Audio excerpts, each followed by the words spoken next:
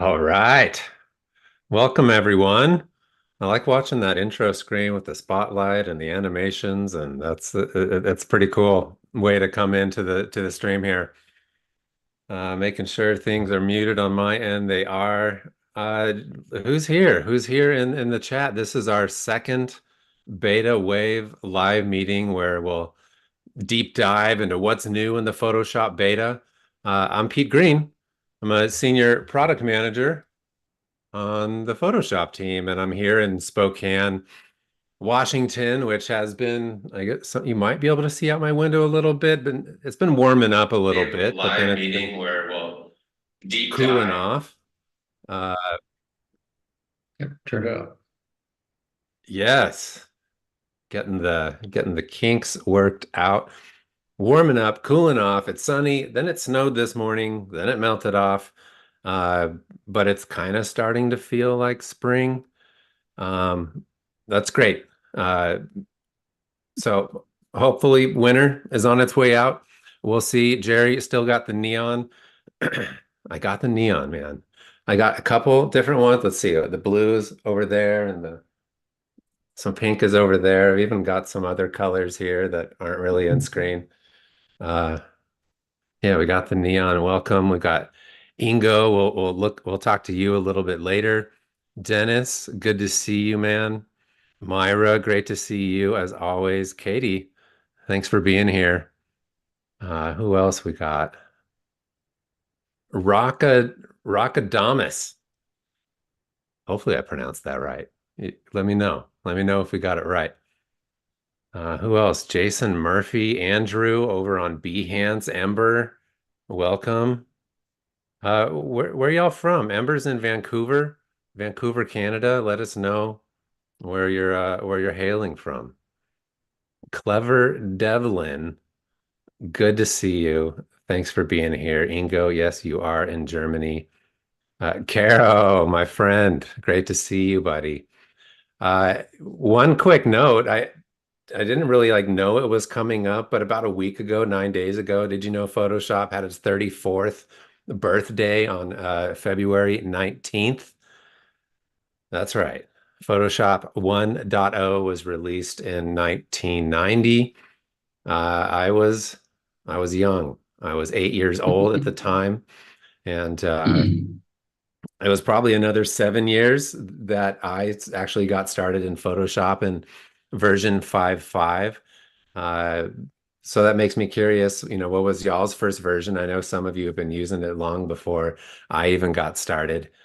So let us know also in chat when you started, which was your first version of Photoshop, and we'll take a look. Caro was 10. All right, all right. We're pretty close there, Caro. Yeah, Katie, we're the same age. Happy birthday to Photoshop Dennis in Santa Monica. We're gonna talk to Cory a little later today, and he was just down there. Uh, I just heard on the Santa Monica Pier that they do these. That they'll sit on some bleachers and enjoy the sunsets each night. That was news to me. I wish I had done that when I was living down in LA.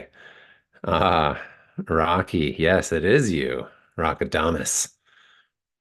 Marcy's been using Photoshop since version 2. Trayton version 1. We've got some early birds here in the chat and version 2, 2 dot something from Ryan. The version before layers. That's right. That's a bit of a tip that layers came in version 3.0.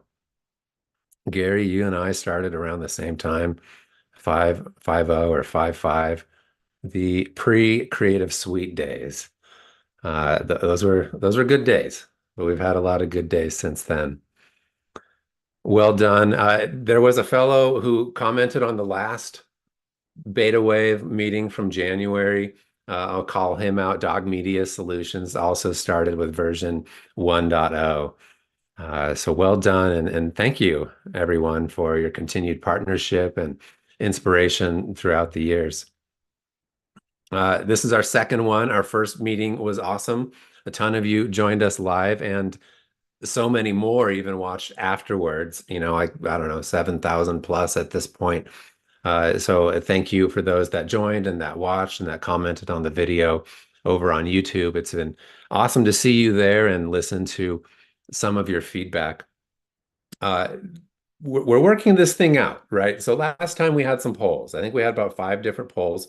And but if you weren't there live, you didn't get to participate in the questions. And so, any of those 7,000 that watched afterwards, we unfortunately didn't get to hear your voice. And that if you watched offline, we're going to try to fix that. So this time around, I don't think it's there yet, but in the YouTube video description, we're going to have a link to, we're using MS Forms, a form where the poll questions that we will have today, you'll be able to click on that link and give us your answers there and your thoughts, because we would love to hear the rest of your voices. Of course, those that are here with us live, I appreciate you, but everybody would love to participate. So if you're watching this after the fact, take a look at the description below on the YouTube side and jump into that form. Another note about the last meeting, we demoed the ability to import and export adjustment presets. Cory came on and showed some of that functionality. And we presented Scott Valentine's black and white preset. And some have asked, where do I get that? You said you were going to share it, and there's no place for me to download it. And yes, that is true. We've actually run into some issues on the community side of things, on the forum side, because it's a new file type. The forums don't yet support this new file extension, PSAP Photoshop Adjustment Preset. And we're working with the community team to get that fixed so that we can upload those new files. So we will definitely share that when we can. Apologies that we haven't just yet. We've tried a bunch of workarounds like renaming it to TXTs and zips and PDFs, and it hasn't quite worked out. So hang tight on that. We're going to get Scott's preset out available to you and give you that thread where you can share the presets that you've created with other folks as well. So all right, what's going on in the chat here? Happy birthday, Photoshop. Absolutely. Marcy was using InDesign and PageMaker. Yes. Feb 91 says Dennis, version 1.0, probably. I don't know when 2.0 came out, but 1990 was version 1.0. Yep, Ryan, remember when software updates were floppy disks into the Quadra? That's right.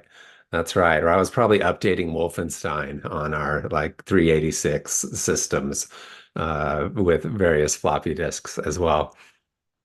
Um, let's take a quick look. Not everyone has the Photoshop beta yet. And for those who are watching, let's take a quick look at where to get the Photoshop beta. And we have a little recording that'll talk through using CCD and also where you can give feedback. So let's take a look at that. All right, so to get the Photoshop beta, what you do is you open the Creative Cloud desktop app, which is what you see here.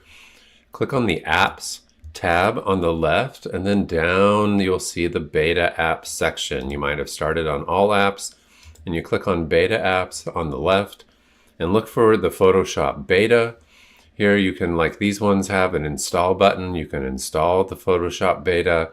If there's a new version of the beta, and we release them every couple of weeks, you can find that in the updates tab. Looks like I'm up to date, but there will be an update button next to the Photoshop beta, and you can get the latest version.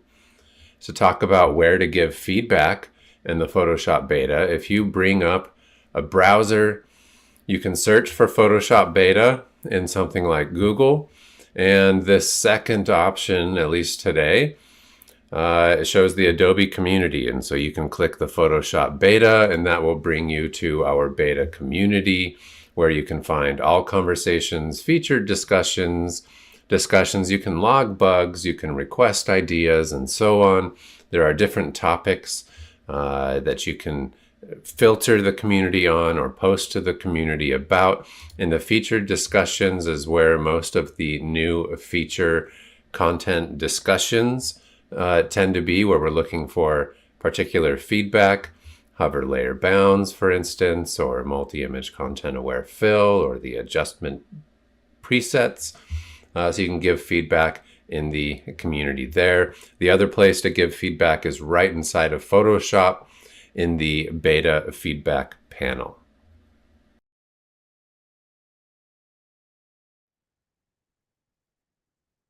Awesome. Thanks, Ryan. Thanks for rocking the video, man. And thanks to Jack in the chat for dropping the link to take you right to CCD, Creative Cloud Desktop, to download the Photoshop beta. Caro was playing Wolfenstein and Spirit of Destiny back in the day. A lot of first-person gamers here. I love that. Marcy playing Minefield, maybe even Minesweeper. Yeah. All right. Andrew's coming over to the YouTube chat. We haven't had a poll yet, but we will have some coming up in a little bit. So good to have you over there, Andrew. Um, Okay, a couple things to note before we get into the demos. One thing, so the latest, not beta, but the release version of Photoshop, but it's also, this affects the current betas. So the team has been continuing the work of removing some of the remaining bits of 3D in Photoshop. So some of you may have noticed that the 3D menu might be not there anymore. And nowadays Adobe has several 3D focused apps, the Substance suite of apps. And so for those of you interested in creating in 3D and for 3D spaces, those are the direction to go. But some of you still have your Photoshop files with 3D in them. And so if you open those files in Photoshop, we're very curious to know if you're running into any issues, or if you have any problems or strange behaviors, let us know in the beta community. That way we can log those and provide some fixes for them. Uh, in terms of logging or reporting bugs in the community, we'll talk a little bit later. Cory will show us some best practices there when it comes to creating a great bug post. But let's get into the demos. Let's look at some of the new things that are in the latest Photoshop betas. I think we found out this week that there isn't one for this week. So the most recent one was last week. We'll likely have one or maybe more next week. But since I'm the one talking now, perhaps I'll start us off with a demo of a feature that some members on my team have been working on that's now in the beta. It's called Hover Layer Bounds. And so we'll send it over to Pete to show us. All right. Thanks, Pete. And hey, everyone. We're going to talk a little bit about Hover Layer Bounds.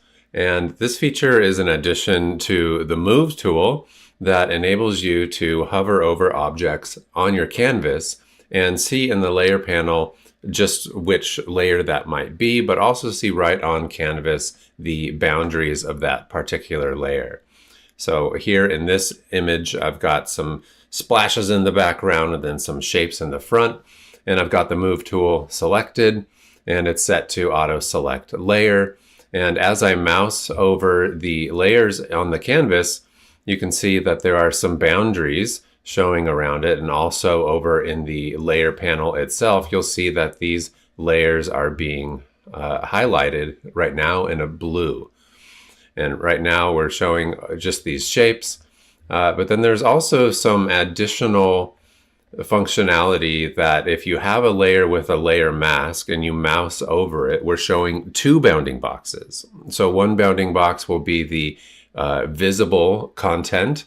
You can see of the highlighted layer in the layers panel right now that there's some white area, and that is being shown by that more visible blue. And then there's about a 50% visible box around the outside that's showing the hidden content, the darker area, showing that there's some pixel data that's being hidden by the mask. And so the same will be true for these other layers, this blue one and then the pink one. And then this is the green one again, but let's see if I can get the purple one. I think this is the purple just right there. So we're showing the visible content that's being shown by the mask, and then also an indicator that what content is being hidden by the mask. You can adjust how this feature works by going up to the gear menu right here at the top, and this is where you'll find show transform controls. So if you're looking for that, that's been moved into the gear menu. But then you can also enable or disable these layer bounds on hover, the hover layer bounds.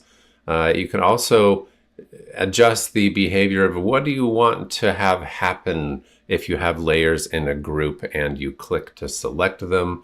We can take a look at that, and then you can do you want the inverse action to happen? You can turn that on or off to show the bounds from the layers panel.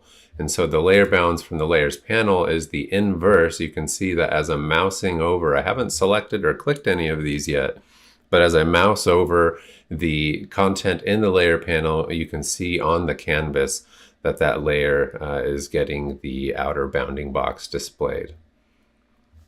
You can turn that off. And so this goes back to the behavior we're used to. There's no mouse over indicator, nothing on canvas, nothing in the panel. You can turn that back on, and we're back to that behavior.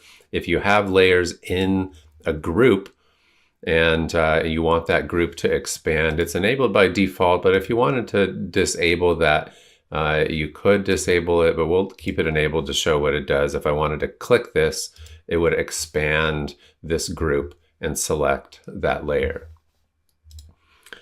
There are additional customizations available inside of the preferences and guides, grids, and slices. Here we've got hover layer bounds. You can change what is the bounding box line color. What is that going to be? We'll choose magenta. What is the panel color going to be? Just for sake of showing customization, I'll choose green. So it'll be magenta on canvas and then green in the panel. And we can also change the thickness. And let's go big. I already am home. But here you can see on the canvas, we've got a 3-pixel boundary. Of course, you can adjust that to taste in the preferences.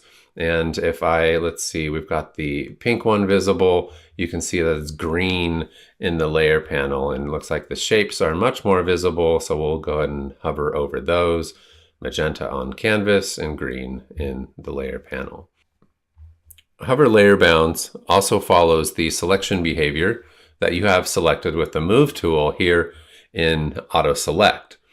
And so right now, layer is selected. So right now we're getting the boundaries of each layer. But if you set that to group, you will see the full group itself. And so we're highlighting the group. And here these are also in a group. And so we are following the Autoselect behavior that you have selected in this dropdown. We'll go back to layer, get the individual layer content, but you can set that to group and get the group content. When it comes to adjustment layers, this is where we have a bit of a question on what you would prefer here. And right now, as I mouse onto the canvas, you can see that this gradient fill adjustment layer is being highlighted. I could also click it and select it. If this area was perhaps hidden in the mask, and then let me just draw some black. Of course, it's showing as white because it's displaying the background layer underneath. And I switch back to the Move tool. Because that area is hidden, it's not being caught by the hover layer boundaries, but as I mouse onto the shown area of this gradient fill layer, you can see that it's now being recognized again, and it's displaying right now it's showing the hidden area of the layer mask attached to this. I will go ahead and fill that with white. So I'm removing that area that was hidden. And if I move this to the top of the layer stack, now you can see that the only layer that's being recognized, even as I mouse over these other ones, uh, because this adjustment layer is filling the entire canvas, we're only recognizing the topmost layer. Now we're working on ways to be able to click through and go deeper into the layer stack, and that's actually going to be coming in a few weeks to a future beta. But for now, we're just able to see the topmost layer content. And so if that happens to be an adjustment layer, that's all that you'll get access to. And so we have a bit of a poll on this, and I'll pass it over to Pete to take us through that poll. Thanks, everyone. All right. Thanks, Pete. Well, that was great. Thanks for watching. As mentioned, we do have a poll. We have a question regarding adjustment layer behavior and what you would expect there. So if we can pop that first poll up over there, and if you are watching on Behance and want to participate in the polls, jump on over to YouTube, at least for a little bit, and jump into this poll. So this first poll will be, when it comes to adjustment layers, what would your expectations of hover bounds be? How would you expect it to operate? Should we ignore the adjustment layers, or some variation on how we interact with the mask, either just showing the hidden area, which was demoed in that? Should we put a bounding box around the visible area, the white area of the mask, or some type of both, like you were seeing with the pixel masks? Let us know. And for anyone else, you can, if you don't want to participate in the poll, like some of the employees who are watching right now, you can close the poll, and it won't close it for everyone. Just so you know, because some had mentioned that it was covering the chat. And while that's live, I'd love to address some of the comments that came in. Marcy saying that that is going to be useful for some of those composites that have a bunch of layers. And absolutely, it's really nice. I didn't realize that how useful it would be until I got it into my hands and was working on a project, and oh, I can just click on that particular thing. It was super useful. John talking about the liquid strokes in the background, and I can't take full credit. I just used Gen Fill and I used a lasso selection and kind of a shape I thought it might be, and then I used like blue water swirl or something and got some variations, and then did that multiple times and then knocked out the white area. That's what the masks were for those layers. So kind of a fun project that turned out pretty okay. If auto select is toggled off, will it show for the current layer? So if auto select is off, thanks for the question, Wednesday. If auto select is off, we will still have the hover bounds boundary, but clicking will not select the layer. So that will be relative to your auto select. If you have it off, clicking won't auto select that particular layer. There was another question, I think Gary. Oh, I think John's got the answer in here. Gary asking, is there a way that we can switch between layers or groups to change the object with the auto select? And is it the period key, or is it with the period key with a modifier? I think you have to play around with it. There is a shortcut to toggle between those two. And maybe it is just hitting the period key, and that'll switch it.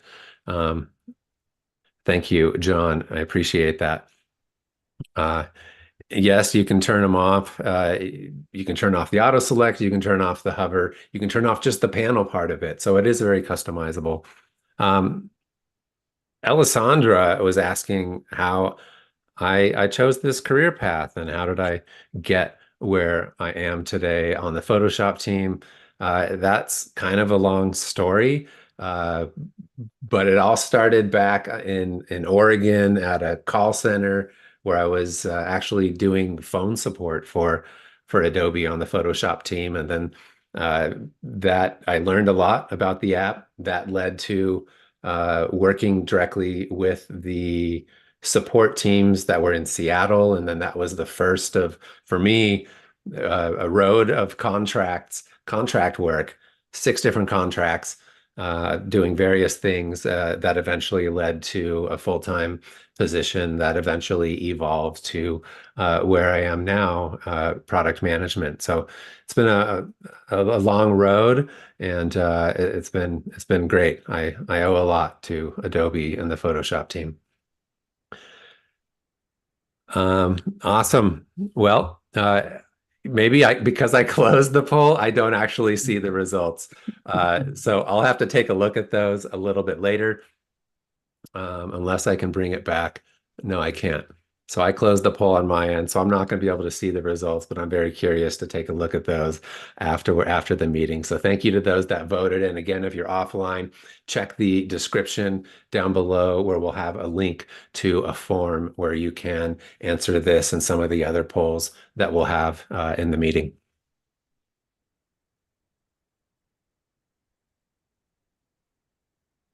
Oh, okay, it just ended. Okay, wonderful. So now I see it. Great. So show both. Y'all want to see, you want this to interface with an adjustment layer. Uh, some of you think we should ignore, but that's like a lower percentage. That this is really interesting to me. Uh, I had my assumptions, which I maybe you're guessing at what those are, but I'll leave them alone for anyone who's watching offline. They can vote. Okay. Um, if you try it out and you want to shoot us your thoughts about this feature, how we can improve it, I'll pop a link in. I'm Radar over on YouTube, and then Pete over on Behance. But there's a link to our beta community discussion for hover layer bounds. And so if you'd like to join the conversation there, we'd love to have you. Let us know what you think. Okay, moving on to our next feature demo. Uh, Rachit Gupta is a senior product manager on the Photoshop team. It's super late for him, so he's not able to make it, but he does have a video. But he'll be showing us a new feature that will benefit those of you in teams or enterprise folks whose workflow involves sharing with team members or stakeholders for review. Hi, I'm Rachit Gupta, Product Manager on Photoshop. In this demo, I'm going to talk about the new Frame.io integration, which is available in public beta. It allows you to share Photoshop assets in Frame.io to have a centralized place where you can collaborate on your images, PDF, videos, and more. This is available only to enterprise users currently, and we hope to roll it out to more users in the near future. Let's hop on to the quick demo. Let's assume in this scenario, I'm a designer working on a creative for ad campaign that I need to get reviewed with my art director. Assuming I am Adobe Enterprise user with Frame account, I will go to Share button and select the newly available Sign into Frame button, which directs me to log into Frame. Once the login is done,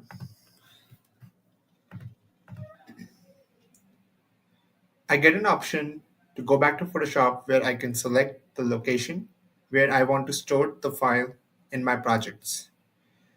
This will create a new review link.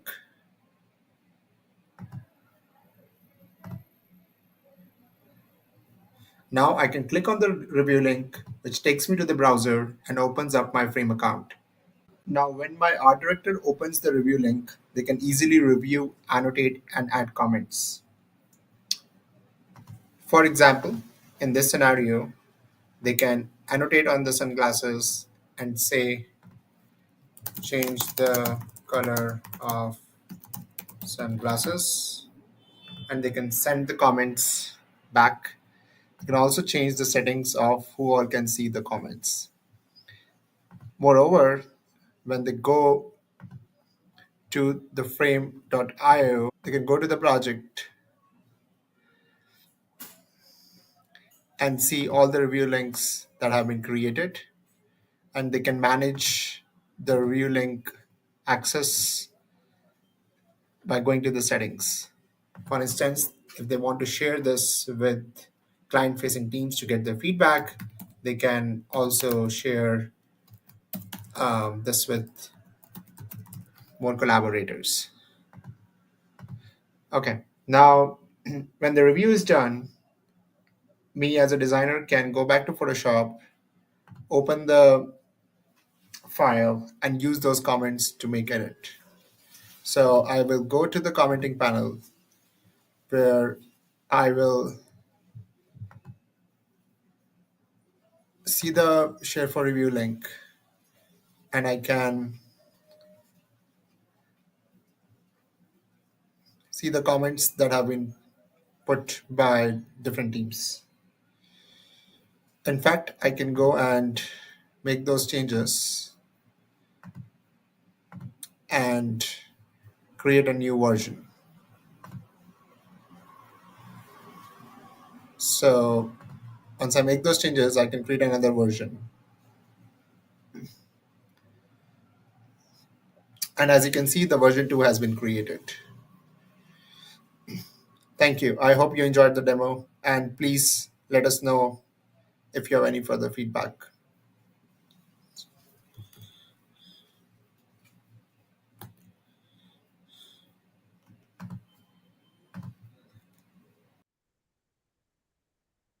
Awesome. Thanks, Rachit. I know it's super late right now for Rachit, so he wasn't able to join us in the chat or live this time around. Uh, but he is very curious to hear what your feedback is on this frame integration.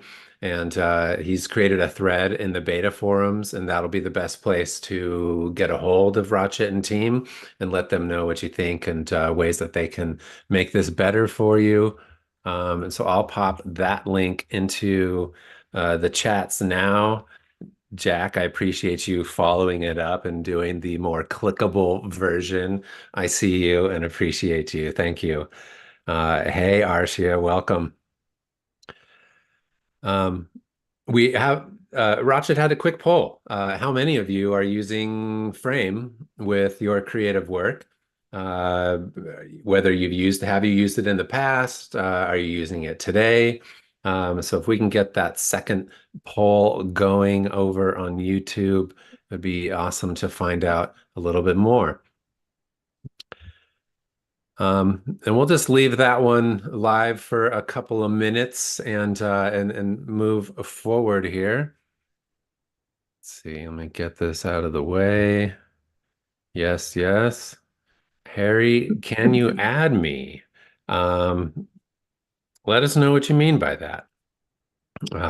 Lightning, Jason, you've used it with Premiere, but yeah, Harry says, oh, what is Frame? Frame.io, I'm not the expert, but it's a means for sharing and reviewing content. I think it started in the video space, and now it is more so in the imagery space. But it's for the stakeholder workflow, so that you can, put comments and annotations around a particular area, get that feedback in a project form, and so it's great for teams who are going through a review cycle. Take a look back, rewind the YouTube 3 minutes from ago and check out the video from Rachit. All right. So those were the feature demos that we have for February and some of the latest updates. And we hope that you enjoyed learning and seeing those. Thanks for watching those. Definitely, we've got a lot more coming. February, just a couple, but I think next month we're going to have a ton more, a ton to share. And so thanks for the presentations today. And remember, if you'd like to let us know what you think outside of this meeting, we've got our beta forums and we've got our beta feedback panel rating right inside of Photoshop beta. So you can rate features inside the Photoshop beta. But of course, we're not done for today. We still have a plugin showcase. We'll have a plugin to take a look at. and then afterwards we'll be doing some Q&A with the team. So for today's plugin showcase, let's bring on Ingo to take us through that. Ingo, welcome. Yeah, thanks, Pete, and welcome everyone. I enjoyed how you told the story on how you came to Adobe, and it was similar here. It was kind of by accident. I wanted to become a journalist back in that time and wanted to write and created my own magazine. But finally, I ended up with a lot of friends who wanted to join me for this magazine, but all of them wanted to write text. So I had to do the layout stuff, which I never wanted to do, but fall in love with doing that and learned PageMaker, then InDesign, and so got into this industry. And later just worked for publishing houses before I switched the sites and just started for Adobe, which is also centuries ago. But that said, let's cut back to the plugin showcases. And I saw in the chat from Alejandro, who said each new version gives us tools with more attributes and improvements so that our imagination becomes reality. That's true, and the Photoshop team is doing a great job in improving Photoshop again and again after all those 34 years. But then in the end, it's always me that has to say, well, that's great, but it's not good enough, since there are still a lot of feature gaps or other workflows or stuff that people want and need, and Photoshop doesn't have the capability and the capacity to build everything in this into the product. And this is where our great community of developer comes into place, who fill those gaps or come up with new workflows. And for me, it's always great to talk to these developers and learn new people again and again with great ideas. And today we have Jason Murphy from Florida, who is not only a photographer and a filmmaker, but also a great developer. And it's not the only plugin that he has that we present now. And what he shows today, Lightning Cutlines, is something that normally Illustrator can do better or is would be the tool for that. But I totally could feel with Jason when he told me that he is the Photoshop pro and he loves to do stuff in Photoshop. So why should he switch to Illustrator when he could also build a plugin for that? Jason, let us know who you are, what are you doing in your different jobs as a photographer and filmmaker, and what your plugin does. Welcome to the stage. Hey, thank you so much. Happy to be here. And yeah, I am a filmmaker, photographer, and I love Photoshop. I don't remember what version I started with, but it was probably in 1994, 95-ish that I started using Photoshop. I used to have a photo studio and stuff like that. But I also tinker with some development, and a lot of times I do a lot of visual effects for movie stuff. So I build a lot of extra little scripts and things with After Effects to kind of help my workflow. And I find myself just getting kind of sucked into, if there's a problem that I can't figure out how to solve, I kind of get sucked into that, trying to figure out how to solve it. And as a photographer, I needed to do some cutouts. So like, if you see behind me this big heads, a lot of sports photographers do these big heads that like parents will hold their kids' giant faces up in the stands and stuff. And the printing company doesn't do the cut lines for you. You have to provide them that cut file. And it's something that has to be done in Illustrator or another vector program. And I kind of got obsessed with trying to figure out if there was a way to do it in Photoshop. Everyone kept telling me, you can't do it in Photoshop. Photoshop is not a vector program. And I was very hard-headed and didn't listen to them. And it turns out they were right, that you really can't do it in Photoshop. But I was so far down that rabbit hole that I basically was determined to figure out how to do it. So I had to kind of use my own find different scripts and different things to be able to kind of wrap my own exporter to be able to export the right kind of files. So now it's fairly easy that I can, without leaving Photoshop, just based upon the alpha of a layer, click a button and it basically makes my Cutlines for me and exports the file with in just a few seconds. So there's a bunch of photographers now that are using this tool. And I also had some people that do stickers and stuff reach out to me and say, hey, you've basically made it specifically kind of for these photographers and this one major trade printer, but we use Roland print and cut, BN20 machines, and they use a different format. Can you tweak it for that? So then I've actually since then added some of these other features to support some different devices and stuff. It's still, if you know how to use Illustrator, or are doing very complex things, Illustrator is probably the better tool for this. But there's a lot of people that don't know how to use Illustrator or don't have Illustrator and are just doing like these big heads or just the outlines of stickers and things that aren't super complex. And this makes it pretty easy to do with just a few clicks. All right, here's a quick demo of my new Photoshop plugin, Lightning Cutlines. It uses the alpha of a layer to automatically create vector cut paths, and it even can automatically generate bleed for those layers. And it even supports perf cuts, so you could also add a perf cut, but the real star of the show is that you can quickly export your files. It does it in just a few seconds and will create an art file that is compatible with VerseWorks and many other RIP software, and you can see that the cut lines come through.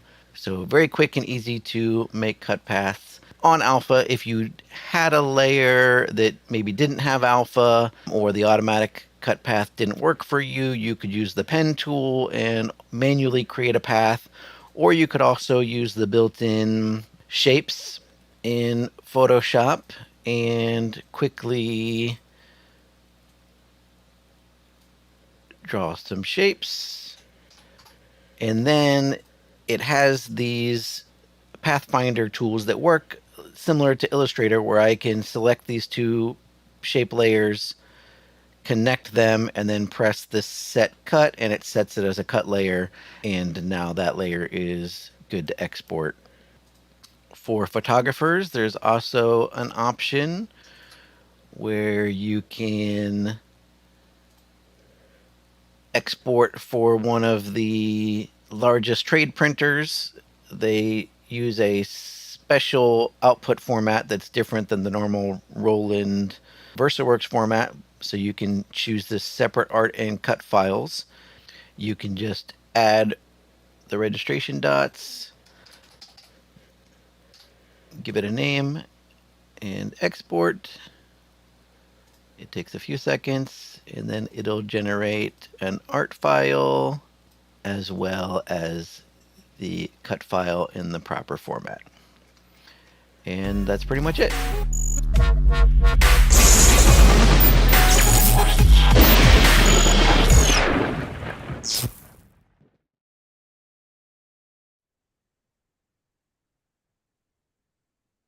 Wasn't this great? I just saw Dennis said that Paramount wanted to use the same thing a couple of months back. Yeah, this is always a question. Normally, you get to know about those plugins when you just don't need them, but you can't pay and buy them in advance or just look out for them. As I said, we do those plugin showcases every week or every meeting, which was bi-weekly. Now it's monthly. Go to Behance Creative Cloud plugin showcases, and you see a big bunch of add-ons, plugins for a variety of Creative Cloud products. We have, I think, 35 or so for Photoshop alone, which cover a lot of different workflows. Free plugins, paid plugins, very simple time savers to very complex management systems. There was an integration with Frame.io as well. So I'm sure there's a lot of things that everybody can use. Those showcases are similar to what we show here in this beta meeting.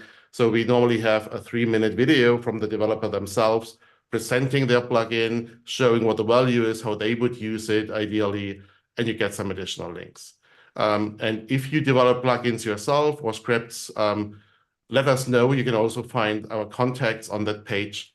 And we would love to show your plugin over there, but also perhaps have you here live, join us in the next beta wave. Wouldn't this be great? And yeah, I think with that, we can get back to Pete and Cory for the final stuff. Thank you. All right. Thanks, Ingo, and thank you, Jason. And Jack, you're awesome in the chat, grabbing those links as they're being talked about in real time. Appreciate you, Jack. So if you want to check out more of those plugins, check out that link that Jack has put in the chat there. Okay, so we're going to start getting into a Q&A portion, or kind of an Ask Us Anything portion of today's shows, which will be mostly the final segment here. But before we do that, I do have a set of polls to find out, well, as we have this meeting, what other type of content or segments that you would like to see that could make this meeting even more valuable for you who are here watching now or watching offline. And so for this first one, I provided a few options, but if you're visiting, if you're voting on the form, you have an option to even type in more ideas that aren't available in, for instance, the YouTube poll. So if there's like another type of content or learning topic that you'd like to see that's not an option, let us know. You can let us know in chat right now, in the YouTube comments afterwards, or in the forum. And that way we can look to include some of that content for a future meeting when we can. So it looks like this one's live now. What other type of content would you like to see or hear in this meeting? With some workflow tutorials, recent feature highlights that aren't just the newest in the beta, some favorite features from the team, or maybe interviews with Photoshop team members, or if it's something else, let us know in the chat or in the forum.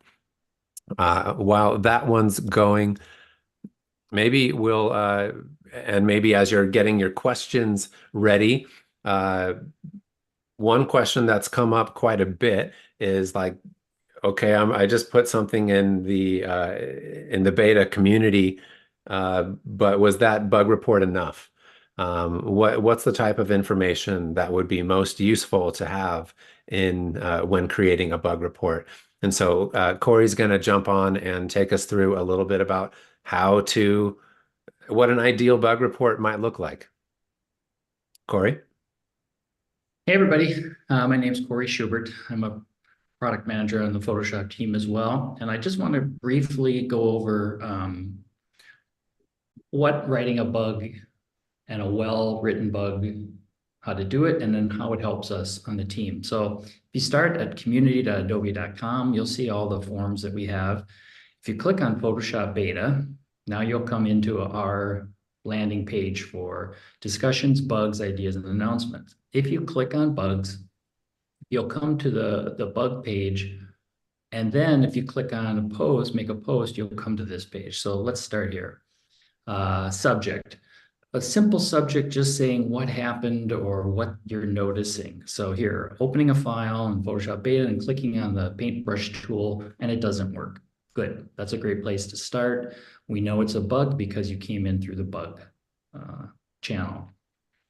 Now in the details, this is what will really help the team be able to jump in fast and start to try to reproduce this, because that's what we're trying to do. We're trying to reproduce it under the same settings to see what's going on. So again, hi, trying to use the paintbrush tool, won't work. Close and restart a Photoshop, it's not working. Okay, great. Now, this is a critical part, these steps to reproduce, because this is what we're going to exactly try to do. So if you say, I launched VS Beta by my dock icon, okay, that shows us how you're started. I select the file from the home Photoshop screen to work on, clicked on the paintbrush tool. That's how we got to this issue. And then what was the expected result? Well, I clicked on it and I wanted to start painting. What was the actual result? Paintbrush won't work. It's not responsive. Great. Now we have something that we can start to action on. Another part is a screenshot. If you could do a screenshot and show us your entire workspace, some of the selections you have or elements showing will give us a clue on what might be the issue.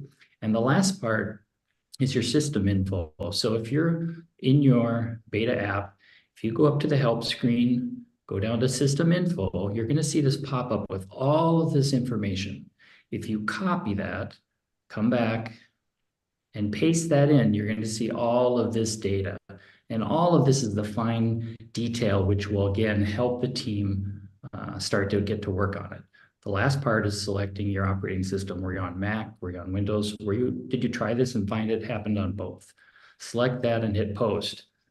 And if you do that, you will be helping us start looking at this and start focusing on how to do it without having to reach out and ask for more. So that's our tip for writing bugs. And again, it's very critical that we do this back and forth because this is how we make Photoshop better and better. And it's with your help. And we really do need that. This is a partnership. So thanks a lot. And we'll throw it back to Pete. All right. Thank you, Cory. And the more good bug reports we get in the beta forums, the quicker we can fix them.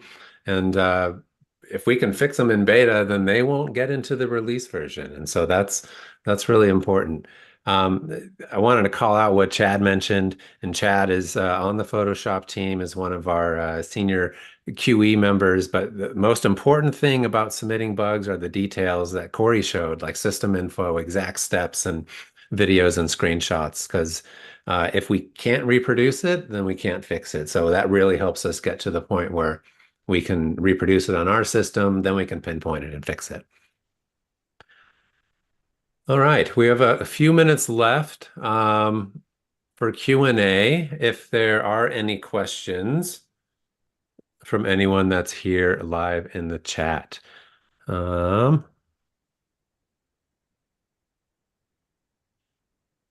while those are coming through, Meredith also mentions Photoshop Pixie, Meredith.